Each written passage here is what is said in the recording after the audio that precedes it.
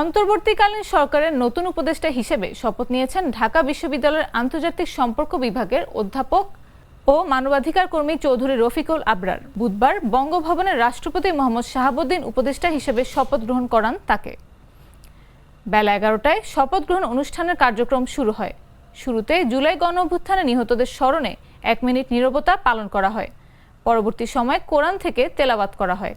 নবনিযুক্ত এই উপদেষ্টা শিক্ষা উপদেষ্টা হিসেবে দায়িত্ব পালন করবেন বলে জানিয়েছেন প্রধান উপদেষ্টার প্রেস সচিব শফিকুল আলম। এতদিন শিক্ষা ও পরিকল্পনা উপদেষ্টা হিসেবে দায়িত্ব পালন করে আসছেন অধ্যাপক ওয়াহিদুদ্দিন মাহমুদ। সেক্ষেত্রে বর্তমান উপদেষ্টা ওয়াহিদুদ্দিন মাহমুদ শুধু পরিকল্পনা মন্ত্রণালয়ের দায়িত্বে থাকবেন। নতুন একজনের উপদেষ্টা যুক্ত হওয়ার পর অন্তর্বর্তীকালীন সরকারের প্রধান উপদেষ্টা সহ মোট উপদেষ্টার সংখ্যা হবে 23 জন।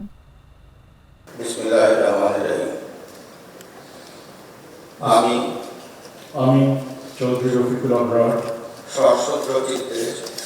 সশ্রদ্ধ চিত্তে শপথ করিতেছি যে আমি আইন অনুযায়ী অন্তর্বর্তীকালীন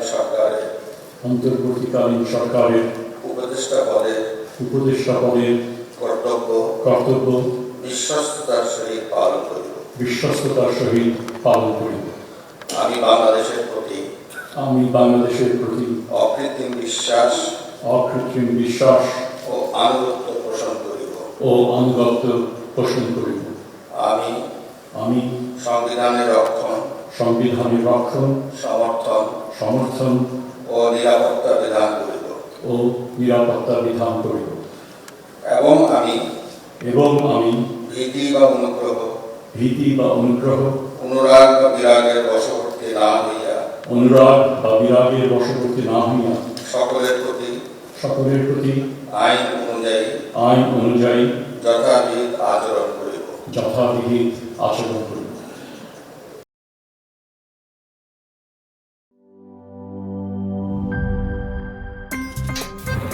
আমার একটা স্মার্ট সিদ্ধান্তে 25% গ্যাসের খরচ কমেছে। ভাবছেন কিভাবে? সাধারণ গ্যাস স্টোভ বদলে আমি এনেছি আরএফএল গ্যাস স্টোভ। এর সাইন্টিফিক নজল ও ব্রাস বার্নার ক্যাপ সমানভাবে তাপ ছড়িয়ে রান্না করে দ্রুত। তাই গ্যাসও বাঁচায় 25%, টাকাও বাঁচে 25%। আরএফএল গ্যাস স্টোভ নিরাপদ ও গ্যাস সাশ্রয়ী।